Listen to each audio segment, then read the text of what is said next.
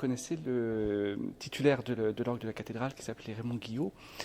Et donc vers 11-12 ans, je pense qu'en parlant, il a dû me proposer de monter à l'orgue. Alors moi j'étais jeune enfant de chœur à la paroisse. Et donc je suis monté à l'orgue pour découvrir l'instrument et prendre mon premier cours à 11 ans et demi.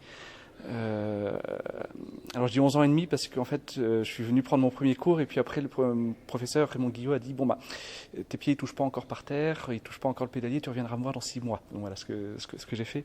Et donc là a commencé une histoire qui ne m'a pas quitté. Donc premier cours d'instruments, fréquentation des instruments, des églises pour venir travailler de manière assez régulière. Après, le choix de devenir musicien professionnel s'est fait petit à petit. Je dirais pas par défaut parce que ce serait une manière de qualifier cette décision, cette non-décision de manière un peu négative.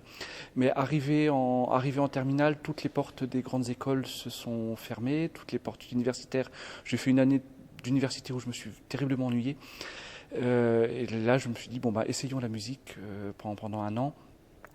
Et donc, j'ai passé une année à prendre des cours uniquement en conservatoire. Donc, j'étais à Orléans, un peu à Paris également. Et là, j'ai eu une année formidable, donc qui m'a incité. Enfin, la décision était d'une évidence, c'était d'une très très nette évidence. Ce qui fait que j'ai continué la musique à ce moment-là. Alors peut-être la solitude de l'instrument, pour un tempérament un peu solitaire comme le mien, fait qu'on s'accorde assez bien. Et puis après, un intérêt patrimonial. Donc on a des instruments qui varient selon les pays, selon les époques. Ce qui fait que l'instrument de Blois ne va pas ressembler à l'instrument de la cathédrale de Poitiers, qui sera très différent des instruments qu'on pourra retrouver en Espagne ou en Allemagne. Donc il y a un renouvellement sans cesse à la fois du répertoire et à la fois des instruments. Et puis après, il y a un répertoire très très étendu. Quand j'étais encore étudiant, j'ai fait du clavecin et de l'orgue, je menais les 2 instruments de front. Je me suis longtemps me demandé est-ce que je suis plus organiste, est-ce que je suis plus claveciniste. Et finalement, là aussi, de manière assez naturelle, l'orgue s'est imposé pour un non-choix. En choisissant le clavecin, j'aurais choisi la musique ancienne. En choisissant l'orgue, je ne choisissais pas, puisqu'on a un répertoire qui commence au XVe siècle, qui est très riche évidemment au XVIIIe, qui est très riche au XIXe et qui est très riche au XXe, et avec la possibilité aussi de création, puisqu'il y a une école contemporaine française qui est très dynamique. La puissance, non, pas forcément. La qualité d'un orgue ne se mesure pas forcément au nombre de décibels, ni à la taille des tuyaux, ni à la taille des jeux. Peut-être ce qui fait la première capacité d'un instrument, c'est la première qualité d'un instrument, c'est sa capacité à emplir un espace. Et ce qui ne veut pas dire de la puissance, c'est simplement occuper tout l'espace de la nef qui est la nef de l'église, qui est en fait une grande boîte de résonance de l'instrument. Et puis après, la qualité d'un orgue se mesurera aussi à sa personnalité. Pendant longtemps, on a essayé de faire des orgues à tout jouer, qu'on pouvait faire la musique ancienne, la musique romantique, la musique contemporaine. Ça marche rarement. Il y a quelques exceptions qui sont assez séduisantes, mais un bel orgue est un orgue qui a du caractère, et donc sur lequel on va pouvoir jouer un répertoire spécifique de manière vraiment authentique, aussi authentique que possible. C'est le caractère symphonique. Symphonique romantique, c'est un instrument qui date alors ce qu'on voit date de 1701, donc c'est un orgue qui a été construit sous l'Ancien Régime, mais ce qu'on entend date de 1880, puisqu'il y a une restauration en 1880 par un facteur qui s'appelle Joseph Merklin, qui a fait du façadisme. Il a gardé la façade 18e, mais derrière cette façade, il a mis un orgue tout neuf. Donc c'est un orgue qui est vraiment adapté à la musique de la fin du 19e et du 20e siècle. Mon premier professeur a été mon prédécesseur ici, Raymond Guillot, qui a occupé cet endroit pendant 61 ans, de 37 à 98. Et en me transmettant les claviers, il m'a dit « Mon petit Vincent, je te souhaite de battre mon record ». Donc ça fait 25 ans, bientôt 25 ans que je serai titulaire de cette tribune.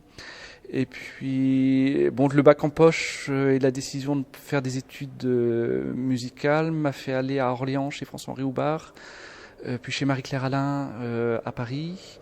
Et j'ai terminé les études d'orgue à Lyon chez Louis Robillard. Et parallèlement, donc le clavecin avec Olivier Beaumont à Paris et Bob van Asperen à Amsterdam. Voilà, le métier de musicien est un métier où on voyage beaucoup. Voilà, depuis les troubadours et trouvères, on passe son temps dans les... Alors, on marche plus maintenant, on prend le train, ou l'avion ou la voiture, mais on voyage beaucoup. L'apprentissage musical est le partage d'une expérience. Donc chacun m'a transmis une part de son expérience. Marie-Claire Alain m'a transmis son professionnalisme. C'est quelque chose que j'ai beaucoup admiré chez elle.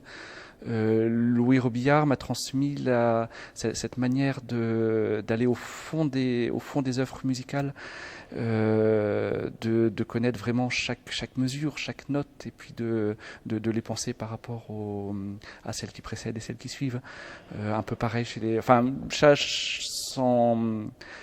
sans détailler, c'est vraiment chacun m'a apporté une part de ses propres expériences qui font que je suis le musicien que je suis aujourd'hui. Alors les concerts sont la raison principale qui m'ont fait choisir la musique. Les plus beaux souvenirs de concerts sont liés aux plus beaux instruments. Là, comme ça, je vais vous dire la cathédrale de Brême en Allemagne, où il y a un grand instrument. Comme la cathédrale était ouverte au public en journée, on pouvait travailler que le soir.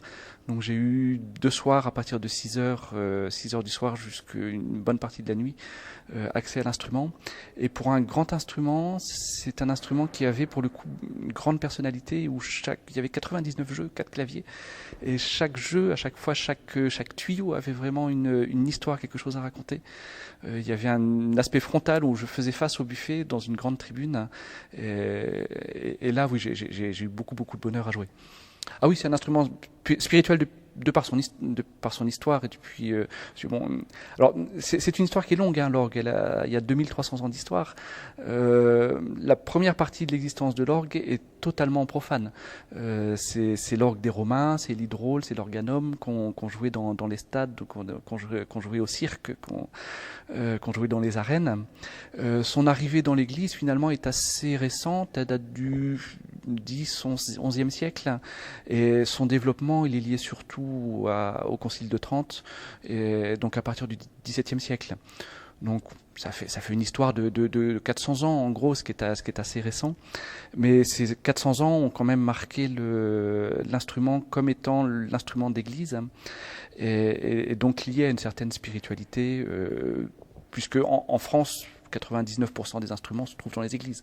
Donc forcément, on peut pas jouer n'importe quoi, ce qui est logique, ce qui est très naturel.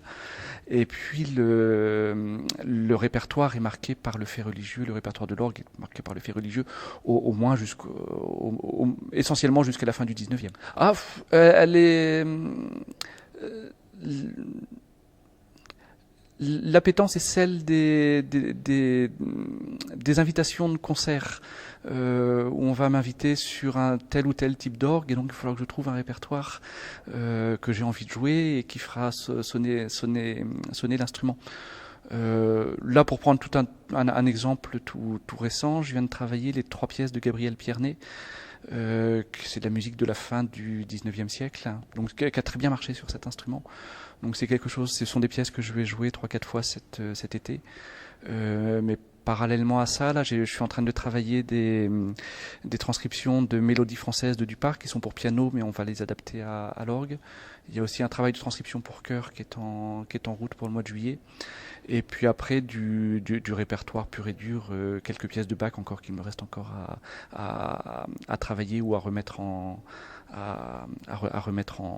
doigt et en notes. Voilà. Moi, je transmets mon expérience. Bien souvent, quand je vois un élève buter sur telle ou telle difficulté, je lui dis, écoute, moi quand j'étais à ta place, j'ai eu telle et telle difficulté. Donc voilà la manière dont je m'en suis sorti. Donc voilà ce que je te propose pour pallier à cette difficulté.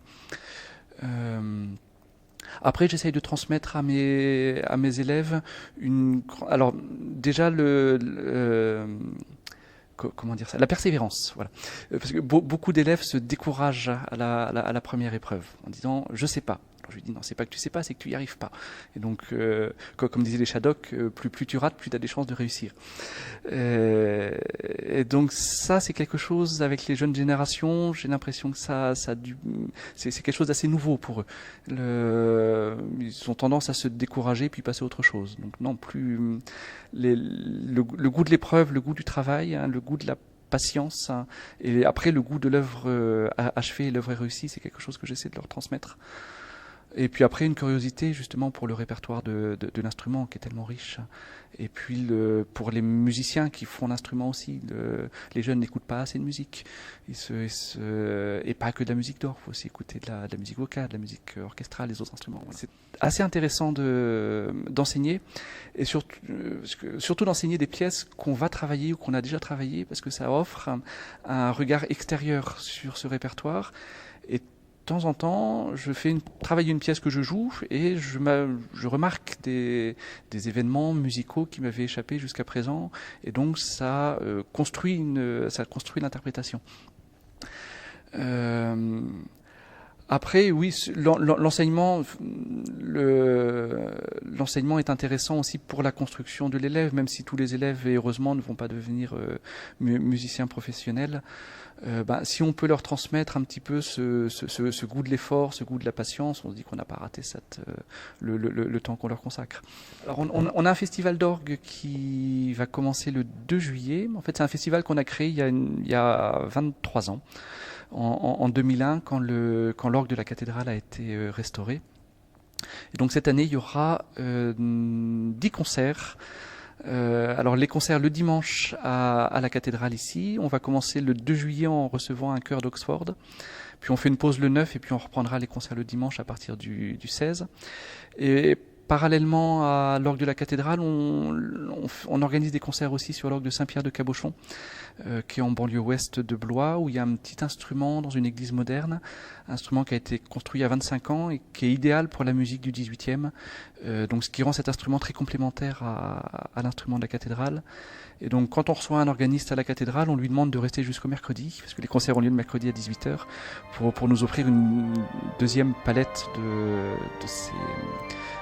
son savoir et de sa musicalité.